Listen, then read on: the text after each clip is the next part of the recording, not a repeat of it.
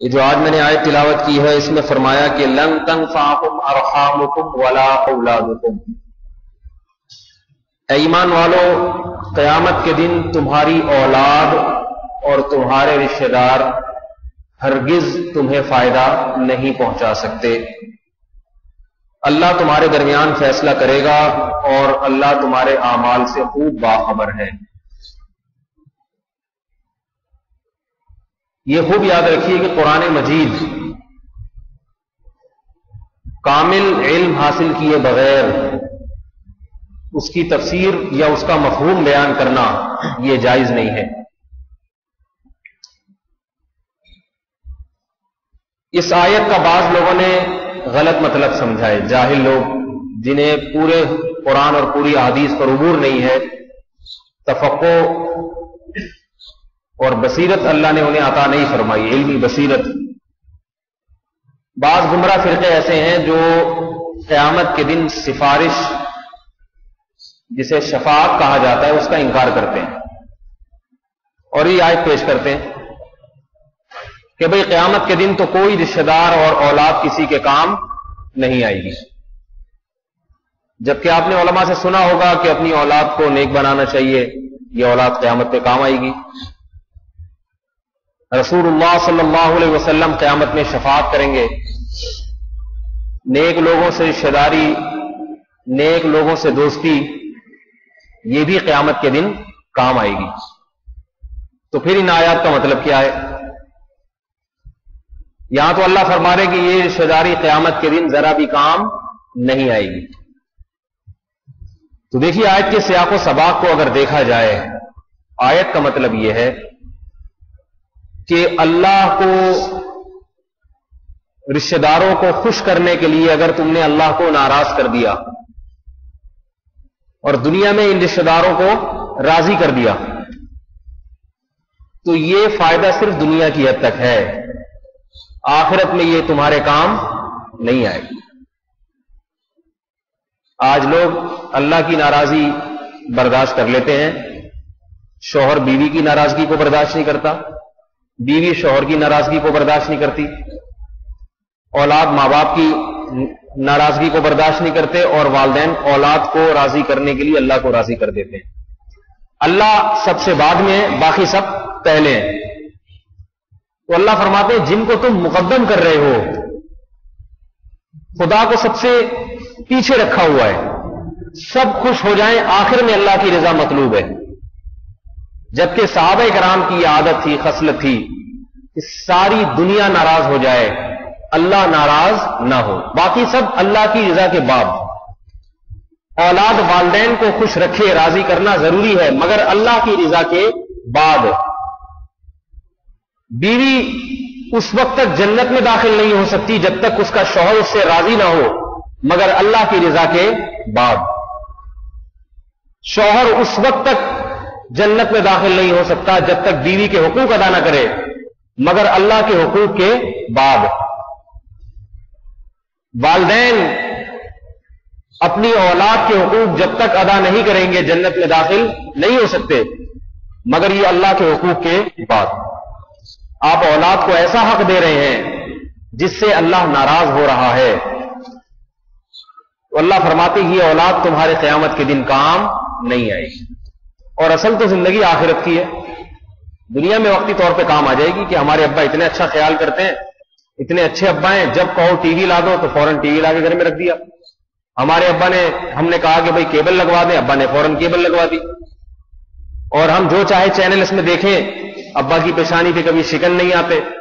کتنے اچھے ابا ہیں، ممکن ہے دنیا میں فائدہ اٹھا لیں، وہ اولاد اب ممکن ہے آپ کی خدمت کرے کہ ہمارے ابا نے ہمیں فری ہینڈ دیا ہوا ہے، کبھی نہیں پوچھتے، ہمیں کھلا مکمل آزادی دی ہوئی ہے، اتنے پیارے ابا، ممکن ہے آپ کو بڑھاپے میں خدمت کرے آپ کی اولاد، لیکن اللہ فرما رہے ہیں یہ صرف دنیا کی حد تک ہے، قبر کے اندھیروں میں یہ تمہارے کام نہیں آئے گی۔ اللہ کہے کہ بتاؤ کہاں ہے وہ جس کو تم اتنا خوش کر کے آئے ہو؟ یہی اولاد جس کو حرام کھلا کھلا کے، جس کی خاطر تم نے حرام کمایا ہے کہ میری اولاد مجھے بڑھاپے میں تانے نہ دے، یہی اولاد قیامت کے دن گریبان پکڑے گی۔ اور یہ بھی میں فرضی طور پہ کہہ رہا ہوں کہ اگر آپ اولاد کو خوش کرنے کے لیے اللہ کو ناراض کریں گے تو ممکن ہے آپ کی اولاد آپ سے خوش رہے. یہ فرضی باتیں ہیں. حقیقت میں وہ دنیا میں بھی آپ کو سکون نہیں دے گی. دنیا میں بھی وہی والدین پرسکون زندگی گزارتے ہیں جنہوں نے اپنی اولاد کو اللہ کا بندہ بنایا ہے. اگر اپنی اولاد کو اللہ کا فرما بردار نہیں بنایا تو یاد رکھیے جو خدا سے نہیں ڈرتا, جو خدا کے حقوق ادا نہیں کرتا, وہ کسی کے حقوق بھی ادا نہیں کر سکتا. پھر دیکھیں, انسان جب بھی کسی کا حق ادا کرتا ہے نا, دو وجہ سے, یا تو محبت ہوتی ہے یا خوف ہوتا ہے. محبت ہوگی یا خوف. محبت انسان کو اطاعت پر مجبور کرتی ہے اور کسی کا ڈر اور خوف انسان کو اطاعت پر مجبور کرتا ہے. جو آدمی اللہ سے نہیں ڈرتا اور اللہ سے اسے محبت نہیں ہے تو مخلوق سے محبت, مخلوق سے ڈرتا تو ہے نہیں. بیوی سے کون ڈرے گا؟ کوئی مرد ہے جو بیوی سے ڈرتا ہو؟ میں لطیفوں میں تو کہتا رہتا ہوں ڈرتے, مگر ڈرتا ورتا کوئی نہیں ہے. تو صحیح ہے. اس حد تک ڈرتے ہیں کہ بس گھر نہ اجڑ جائے. باقی آج ہمیں معلوم ہے مردوں کے حالات. کون ہے جو اپنے گھر کی بیوی کے حقوق, دیکھو جب کسی عورت سے شادی ہو گئی تو اس کا حق یہ بھی ہے کہ جب آپ باقاعدہ معاہدہ کر کے اس کو گھر میں لے کر آئے ہیں تو کسی اور عورت سے ناجائز تعلقات نہ رکھیں, نہ فون پر باتیں کریں, نہ اس کو میسج بھیجیں. آج کتنے نوجوان, شادی شدہ نوجوان ہیں جو اس سے بچتے ہیں. کتنے نوجوان ہیں شادی کر لی مگر گرل فرینڈز پھر بھی رکھی ہوئی ہیں. تو یہ بیوی کو دھوکہ کیوں دے رہے ہو؟ پھر شادی کا لیبل تو اس سے لگایا ہوا ہے اور گپیں جو ہے نا اور فون پہ باتیں کسی اور عورت سے ہو رہی ہے. یہ دھوکہ اور خیانت ہے یا نہیں ہے؟ مگر اس خیانت سے کون بچے گا؟ جو اللہ سے ڈرتا ہو. جو اللہ سے نہیں ڈرتا, پوری ایڑی چوٹی کا زور لگا لیں, وہ اس خیانت سے نہیں بچ سکتا. اللہ کا خوف بچائے گا انسان کو, ورنہ کیسے بچے گا؟ بیوی سے ڈرے گا تو زیادہ سے زیادہ بیوی کے سامنے احتیاط کر لے گا. مگر آپ بتاؤ, مرد صبح سے لے کے رات تک گھر سے باہر ہوتا ہے, کیا عورت وہاں پہ اس کی نگرانی کر رہی ہوتی ہے اس کی بیوی کہ یہ کہاں جا رہا ہے, کس سے باتیں کر رہا ہے؟ یہاں تو اللہ کا خوف ہے جو آپ کو روکے گا. اللہ کا خوف نہیں ہے, کوئی نہیں رکتا. پھر تو یاد رکھیے, جس میں اللہ کا خوف نہ ہے, بڑھاپے میں والدین بوڑھے ہو جاتے ہیں, اولاد کے دل میں والدین کا خوف نکل جاتا ہے. بچہ تو ابا کی بات مانتا ہے ڈر اور خوف کی وجہ سے. جب باپ بوڑھا ہو گیا تو اب ڈر, اور وہ بیچارہ تو خود اس کا محتاج ہے کہ آپ اس کی خدمت کریں. ڈر اور خوف ختم. اب یہاں جس کے دل میں اللہ کی محبت, اللہ کا خوف ہوگا, وہ تو بوڑھے والد کی خدمت کرے گا. بوڑھے والد کی الٹی سیدھی کڑوی کسیلی باتوں کو برداشت کرے گا. کہے گا اگر میں نے اس کے سامنے بد کلامی کی, یہ مجھ سے انتقام نہیں لے سکتے, مگر خالق کائنات مجھ سے انتقام لے گا. تو یاد رکھیں, جب تک اللہ کا خوف انسان کے دل میں نہیں ہے. ابھی ایک ریسرچ آئی باہر سے, ہمارے ایک ایم بی اے میں ایک بہت ماہر تھے, باہر سے پڑھے ہوئے, انہوں نے ایک عجیب رپورٹ پیش کی باہر کی. انہوں نے کہا کہ یہ جو یورپ میں کاروباری ادارے ہیں, ان کا آڈیٹنگ کا جو سسٹم ہے, نظام ہے, بڑا مضبوط ہوتا ہے. جو نظام ہوتا ہے نا ان کا بہت مضبوط, ہمارے یہاں کی طرح نہیں ہے. لیکن اس کے باوجود کروڑوں روپے کی دھاندلیاں ہوتی ہیں. تو وہ حیران ہے کہ وہاں بہت ساری کمپنیاں برباد ہو گئی ان دھاندلیوں کی وجہ سے. بتایا گاڑیوں کا ایک بہترین شو روم تھا, مجھے کمپنی کا نام یاد نہیں ہے, وہ اس کو اتنا لاس ہوا کہ اس کمپنی کا دیوالیہ نکل گیا اور برباد ہو گئی بالکل. جب تحقیقات کی تو پتہ یہ چلا کہ آڈٹ کرنے والا وہ دو قسم کے جو ہے نا حسابات تیار کر رہا تھا. ایک گورنمنٹ کو دکھانے کے لیے علیحدہ, ایک جو ہے نا حقیقی نفع وہ ایک علیحدہ. یعنی جو کمپنی کے مینیجر, جو کمپنی کے ڈائریکٹر ہیں, ان کے سامنے رکھنے کے لیے الگ فائل تیار ہو رہی ہے, اور حقیقت میں جو نفع ہو رہا ہے کمپنی کو وہ چھپایا جا رہا ہے. گورنمنٹ کو کم نفع دکھایا جاتا ہے تاکہ ٹیکس سے بچا جائے, کمپنی کے مالکان کو تھوڑا اس سے زیادہ نفع دکھایا جاتا ہے تاکہ کمپنی کے مالکان اس کمپنی کو باقی رکھیں اور ملازمین کی تنخواہیں بر وقت دیتے رہیں. حقیقت میں جو نفع تھا وہ بہت تھوڑا تھا, وہ دکھایا نہیں جا رہا, جس سے کمپنی دھوکے میں رہی, انویسٹ کرتی رہی. جب کچھ وقت کے بعد جا کے پتا چلا کہ خزانہ سارا خالی ہو چکا ہے, جو اصل سرمایہ تھا وہ بھی کمپنی کا ہلاک ہو چکا ہے. ایسے کئی کمپنیاں انہوں نے بتائی کہ ان کا دیوالیہ نکل گیا. تو وہاں کے ماہرین سر جوڑ کے بیٹھے اور یہ غور کرنے لگے کہ ایسا ہمارا تو آڈیٹنگ کا سسٹم اتنا مضبوط ہے، ایک پائی ادھر سے ادھر نہیں، اب تو کمپیوٹرائز سسٹم ہو گیا ہے، ایک پائی ادھر سے ادھر نہیں ہوتی، اس کے باوجود یہ دھوکہ ہمارے ساتھ ہوا کیوں؟ تو غور کرنے پر یہ بات ثابت ہوئی کہ آپ جتنا بھی آڈیٹنگ کے سسٹم کو مضبوط کر لیں، جب تک آڈٹ کرنے والے لوگ ایماندار نہیں ہوں گے، وہ جھوٹ فراڈ سے کام لیں گے، اس وقت تک آپ اس نظام کو صحیح مرتب کر ہی نہیں سکتے۔